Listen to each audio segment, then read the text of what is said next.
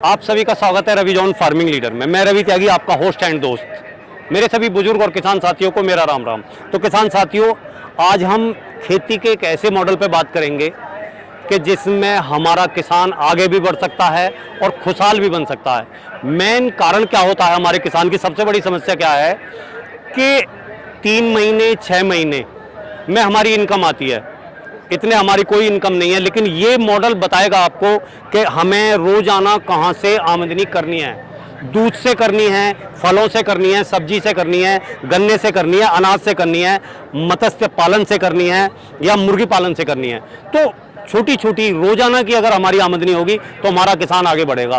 तो साथियों, देखते हैं और समझते हैं इस मॉडल को।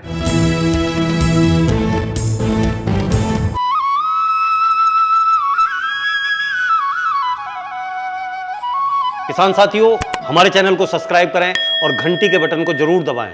सर, आपका बहुत बहुत स्वागत है हमारे रवि जॉन फार्मिंग लीडर में। सामने जो दर्शक और हमारे किसान भाई देख रहे हैं, उन्हें एक बार अपना और अपने संस्थान का एक छोटा सा परिचय दें।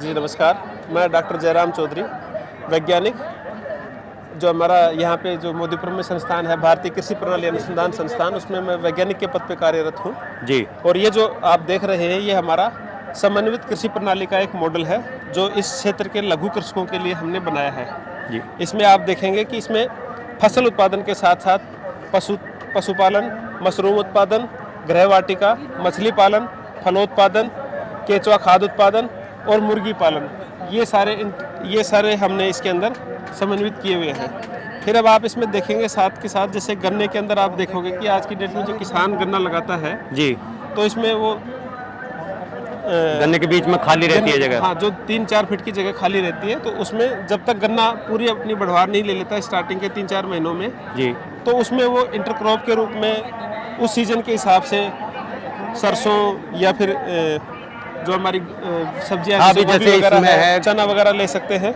जी तो जी। ये एक एडिशनल उसका प्रोडक्शन हो जाएगा।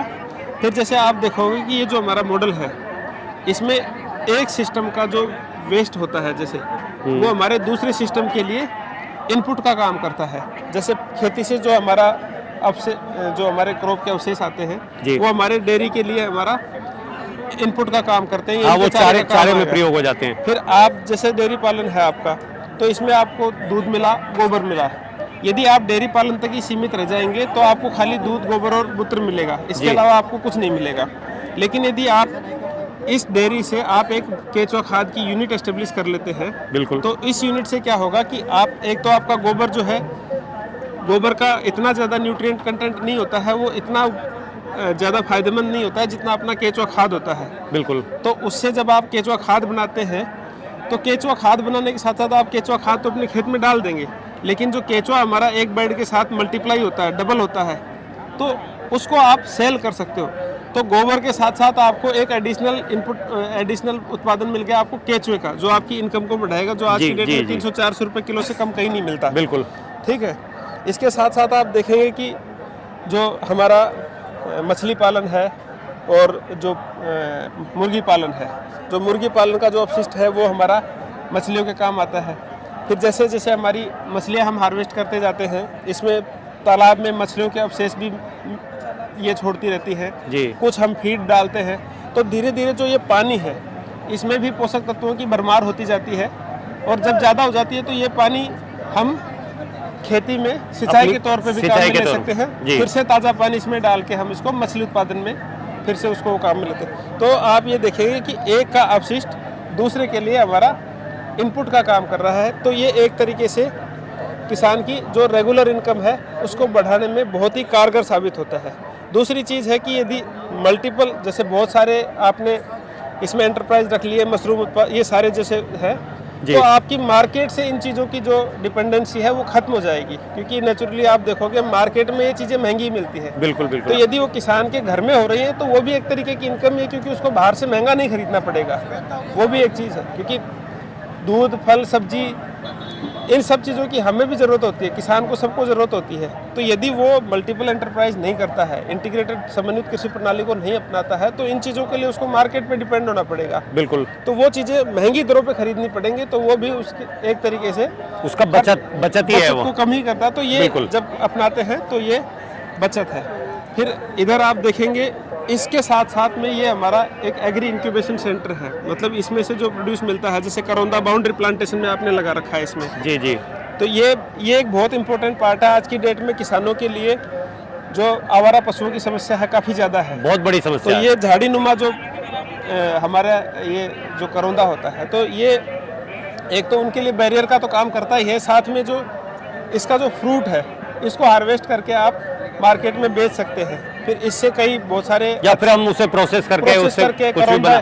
करौंदा का जैम बनता है, करौंदा स्क्वैश बनता है। इधर हमारे आप देखेंगे बहुत सारे पोस्ट हार्वेस्ट के जो प्रोडक्ट तैयार करे हुए हैं जी। इसमें एलोवेरा जैम है, एलोवेरा आरटीएस है, बनाना का है, बहुत सारे अचार वगैरह है। जी। तो आप इसमें देखेंगे कि ये पोस्ट हार्वेस्ट टेक्निक से हम इसका ये और सारी चीजें तैयार कर रहे हैं। वैल्यू एडिशन करके हम इनका इनकम को और ज़्यादा जनरेट बढ़ा सकते हैं किसान का। तो ये हमारा समन्वित कृषि प्रणाली का एक सीमांत लघु एवं सीमांत किसानों के लिए एक मॉडल है फार्मिंग सिस्टम।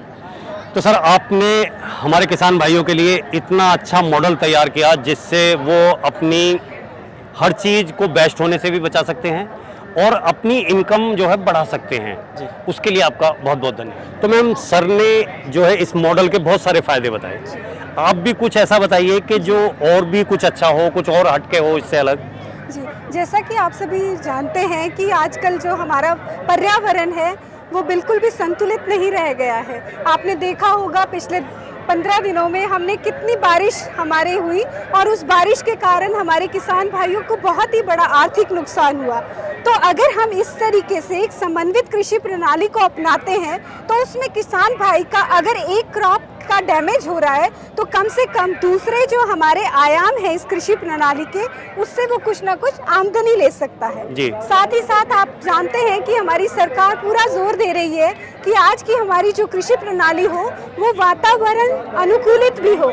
हमारे आज का वातावरण में आप देख रहे हैं कि टेम्परेचर जो है लगातार राइज पे जा रहा है, जिसके बहुत सारे कारण हैं, लेकिन हम अपनी कृषि प्रणाली के द्वारा हमारे जो वातावरण में बहुत सी ऐसी गैसेस हैं जो हम ग्रीन हाउस गैसेस कहते हैं उनको, हम उसको भी एक सीमा तक कम कर सकते हैं। इस मॉडल का ये फायदा है कि हमारा जो ये कार्बन नेगेटिव मॉडल है, इसमें कार्बन सिक्वेस्ट्रेशन बहुत ज़्यादा है, लेकिन जीएचजी एमिशन जो हमारी जहरीली गैसेस हैं उसका जो वातावरण में एमिशन है बिल्कुल नाम मात्र के बराबर है। तो चंद शब्दों में हम कह सकते हैं कि हमारा पर्यावरण जो है फ्रेंडली मॉडल है। हाँ। तो हमें इस तरीके के इको फ्रेंडली मॉडल्स हमारे को किसान भाइयों को अपनाने चाहिए, जिससे हमें आर्थिक सुरक्षा मिले, हमारी जो है न्यूट्रिशनल सिक्योरिटी किसान भाइयों की फैमिली में, इसमें आप देखेंगे कि कितनी डाइवर्सिटी है। किसान को अनाज मिल रहा है, किसान को गुड़ मिल रहा है, किसान को सब्जी मिल रही है, अंडा, मांस, मछली, जो कि एक संतुलित आहार के लिए बहुत ज़रूरी है। खास करके हमारी जो किसान महिलाएं हैं उनमें जो ये कमियां पाई जाती हैं, जैसे कि संतुलित आहार ना लेने के कारण उनमें खून की कमी, हड्डियों की कमजोरी और अनेक तरह की बीमारियां आती हैं। तो इस कृषि प्रणाली से जब हमें बहुत सारी डाइवर्सिफाइड हमारे को प्रोडक्ट मिलेंगे तो उनसे एक किसान जो फैमिली है उसकी जो है हम न्यूट्रिशनल सिक्योरिटी को भी बहुत अच्छे तरीके से पूरा कर सकते हैं। Thank you. धन्यवाद। साथियों, इस वीडियो में आपने सर से और मैम से इस मॉडल के बारे में जाना। अगर उनकी बताई हुई बातें और मेरी की हुई कोशिश आपको अच्छी लगी हो तो वीडियो को लाइक करें, शेयर करें, चैनल को सब्सक्राइब करें और घंटी के बटन को जरूर दबाएं। ये वीडियो देखने के लिए आप सभी का बहुत बहुत धन्यवाद। मैं रवि त्यागी, रवि जॉन फार्मिंग लीडर से।